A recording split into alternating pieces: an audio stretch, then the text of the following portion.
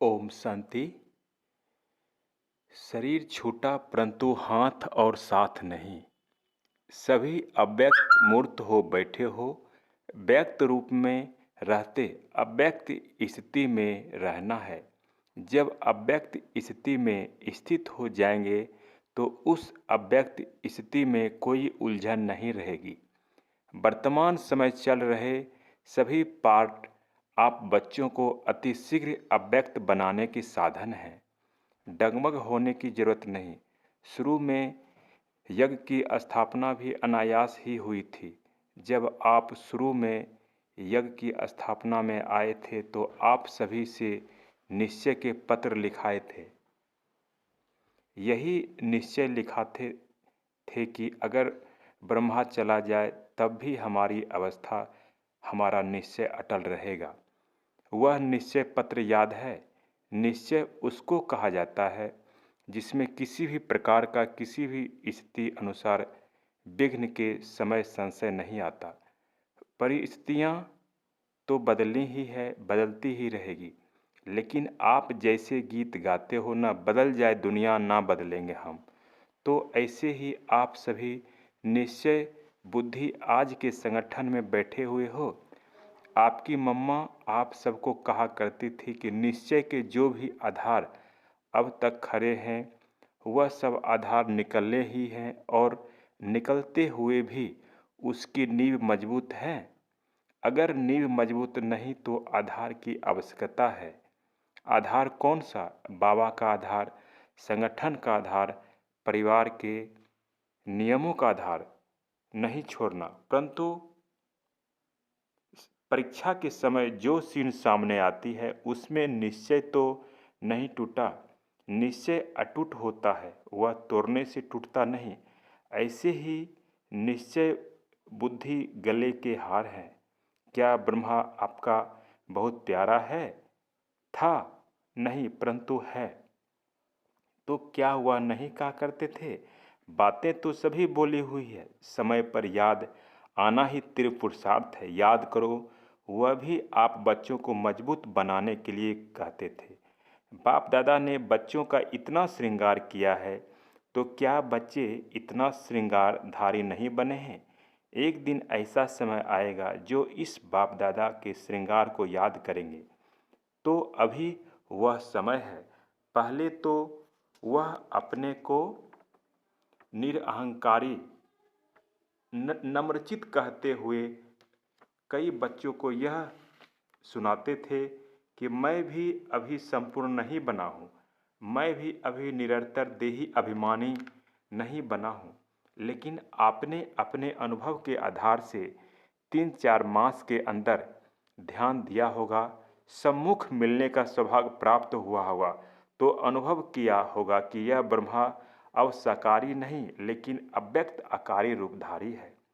कुछ वर्ष पहले ब्रह्मा छोटी छोटी बातें सुनते थे, समय देते थे, लेकिन अब क्या देखा? इन छोटी छोटी बातों को ना सुनने का कारण क्या था कि यह समय निरंतर याद में बीते। क्या आप बच्चों ने उनके तन द्वारा कभी नोट नहीं किया कि उनके मस्तक में सितारा चमकता हुआ नजर आता था?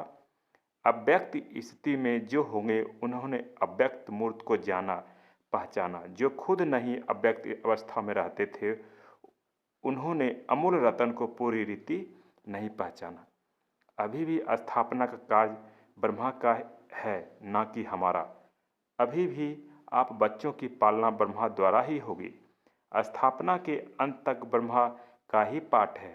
अभी आप सभी बच्चे सोचते होंगे कि ब्रह्मा द्वारा पढ़ाई कैसे होगी। यूँ तो वास्तव में अवस्था के प्रमाण कैसे, क्यों के क्वेश्चन उठना नहीं चाहिए, लेकिन कई बच्चों के अंदर प्रश्न तो क्या, लेकिन काफ़ी हलचल का सागर शुरू हो गया है। यह पहला पेपर बहुत थोड़ों ने पास किया है।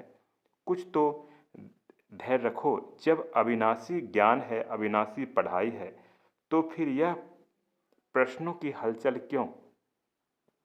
फिर भी उसी हलचल को शांत करने के लिए समझा रहे हैं। क्लास जैसे चलती है वैसे ही चलेगी।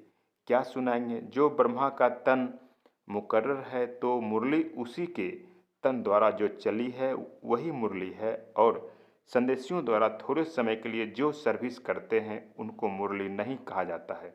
उस मुरली में जादू नहीं है, बाप दादा की मुरली में ही जादू है। इसलिए जो भी मुरलियाँ चल चुकी है वह सभी रिवाइज करनी है। जैसे पहले पोस्ट जाती थी वैसे ही मुख्य सेवा केंद्र पर आबू से जाती रहेगी। क्या आपको 1 वर्ष पहले जो मुरली चली थी वह याद है?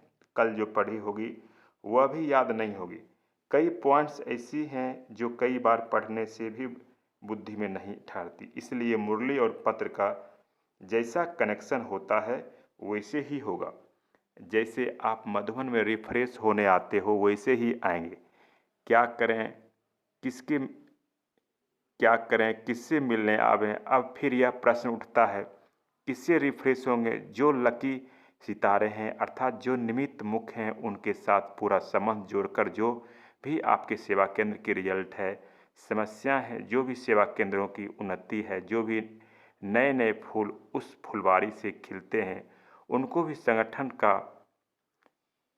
साक्षात्कार कराने मधुबन में ले आना है। साथ साथ ऐसे संगठन के बीच बाप दादा निमित्त बने हुए संदेशी द्वारा पूरी सेवा करेंगे। अभी कोई और प्रश्न रहा?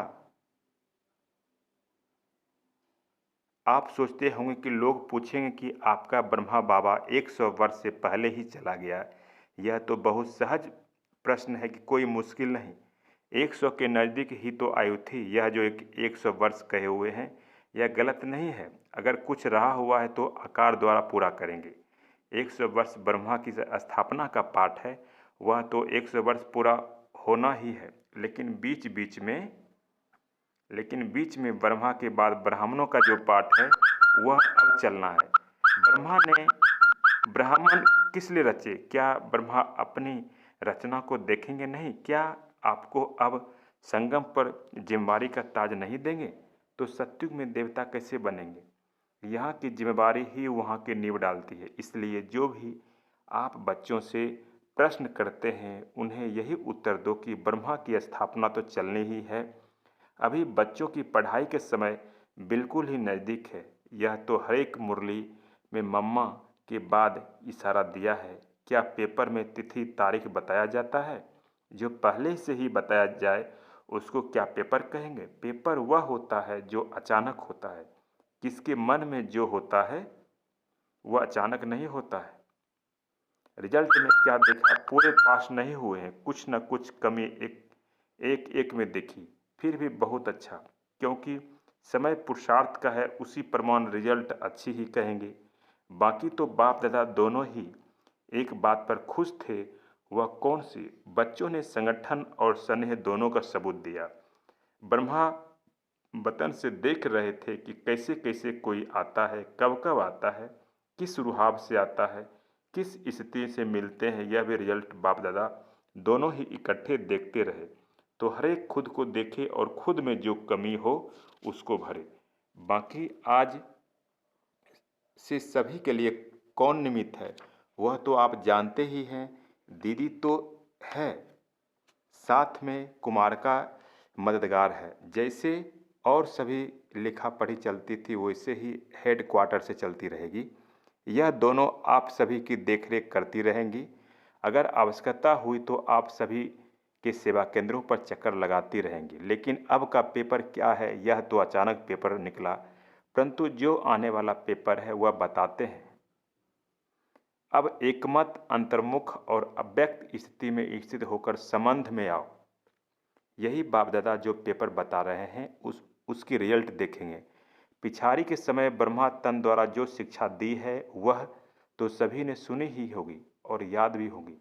आज के दिन इस संगठन के बीच कुछ देने भी आए हो तो कुछ लेने भी आए हो, तो जो लेंगे वह देने के लिए तैयार है। जिसके दिल में कुछ संकल्प आता हो कि ना मालूम क्या हो, ऐसी तो कोई बात नहीं होगी, वह हाथ उठावे। अगर सभी संतुष्ट है तो जो लेंगे उसको देने में भी संतुष्ट रहेंगे। 2 बातों का आज इस संगठन के बीच दान देना है। कौन सी 2 बातें? एक मुख्य बात की आज से आपस में 1-2 का अवगुण ना देखना, ना सुनना, ना चित्त पर रखना। अगर कोई बहन या भाई की कोई भी बात देखने में आए तो निमित्त बने हुए हैं, जो हैं उनके द्वारा उनको इशारा दिला सकते हो। दूसरी बात, कई लोग आपके निश्चय को डगमग करने के लिए बातें बोलेंगे, आवाज़ फैलाएंगे कि अब देखें यह संस्था कैसे चलती है, लेकिन उन लोगों को यह मालूम नहीं कि इन्हों का आधार अविनाशी है। दूसरा यह भी ध्यान में रखना कि कोई भी हिलाने की कोशिश करे तो जैसे आप बच्चों का कल्प पहले का गायन है कि अंगद के समान पाँव को नहीं हिलाना है, ऐसे निश्चय बुद्धि अडोल एकरस ही जो आने वाले लास्ट पेपर है उसमें पास होंगे। और ही ब्रह्मा द्वारा जो इतने ब्राह्मण रचे हैं, तो क्या बाप के जब बच्चे बड़े हो जाते हैं तो बाप रिटायर नहीं होता? अब ऐसे समझो कि बाप रिटायर अवस्था में भी आपके साथ है। आप बच्चों को कार्य देकर देखते रहेंगे। शरीर छोटा परंतु हाथ और साथ नहीं छूटा। बुद्धि का हाथ और साथ नहीं छूटा, वह तो अविनाशी कायम रहेगा। यह दो बातें जो सुनाई, एक डगमग ना होने का दान देना, दूसरा अवगुण देखने का दान देना। दूसरा अवगुण देखने का दान देना। अगर सभी बच्चे यह ध्यान दे, जबकि संकल्प कर चुके अर्थात दे चुके, संकल्प की हुई चीज़ कभी वापस नहीं ली जाती। अगर माया वापस लेने की कोशिश कराए भी तो अपने ऊपर जांच होगी तो पास हो जाएंगे।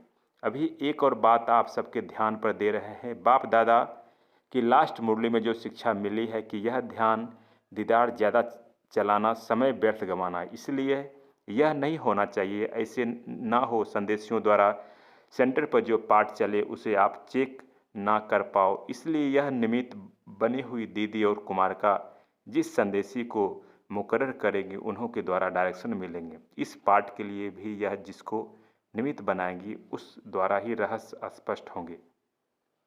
जैसे पिछाड़ी की मुरली में यह भी डायरेक्शन था कि भोग के समय बैकुंठ आदि में जाना व्यर्थ समय गंवाना है, क्योंकि यह घूमना फिरना अब शोभता नहीं। अब तो निरंतर याद की यात्रा और जो शिक्षा मिली है उसे प्रैक्टिकल लाइफ में धारण करने का सबूत देना है। अगर ब्रह्मा बाबा के साथ स्नेह है तो स्नेह की निशानी क्या है? स्नेह यह नहीं कि दो आंसू बहा दिए, परंतु स्नेह उसको कहा जाता है जिस चीज़ से उसका स्नेह था उससे आपका हो। उसका स्नेह था सर्विस से। पिछाड़ी में भी सर्विस का सबूत दिया ना, तो स्नेह कहा जाता है। सर्विस से प्यार, उसकी आज्ञाओं से प्यार, इसको स्नेह कहा जाता है। बाकी कोई भी ऐसा ना समझे कि ना मालूम बिना हम बच्चों की छुट्टी कि सरकार बाबा को वतन में क्यों बुलाया, लेकिन छुट्टी दिलाते तो आप देते। इसलिए ड्रामा में पहले भी देखा कि जो भी गए छुट्टी लेकर नहीं गए। इसलिए यह समझो कि ब्राह्मण कुल की ड्रामा में यह रस्म है, जो ड्रामा में नोंधी हुई है वह रस्म चली। यूँ तो समझते कि आप सभी का बहुत प्यार साकार के साथ था ना? था नहीं है भी। यूँ तो समझते हैं कि आप सभी का बहुत प्यार साकार के साथ था नहीं है भी। प्यार नहीं होता तो इस सभा में कैसे होते? साकार में फॉलो करने के लिए इनका ही तन था तो प्यार क्यों नहीं होगा? स्नेह था और है भी। यह बाप बच्चों की निशानी है। इससे साकार भी वतन में मुकर्रर रहे हैं। बच्चों का स्नेह है तो क्यों मेरा नहीं? लेकिन वह जानते हैं कि ड्रामा में जो भी पाठ होता है वह कल्याणकारी है, वह विचलित नहीं होते। वह तो संपूर्ण अचल अडोल स्थिर था और है भी। लेकिन आप बच्चों से 1000 गुना स्नेह उनमें जास्ती है। अब स्नेह का सबूत देना है, यह भी एक छिपने का खेल है। तो विचार सागर मंथन करो, हलचल का मंथन ना करो। जो शक्ति ली है उनको प्रत्यक्ष में लाओ। भारत माता शक्ति अवतार अंत का यही नारा है।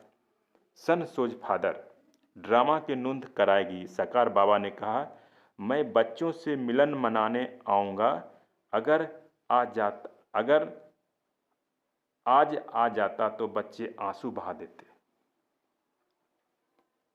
ओम शांति। Thank you.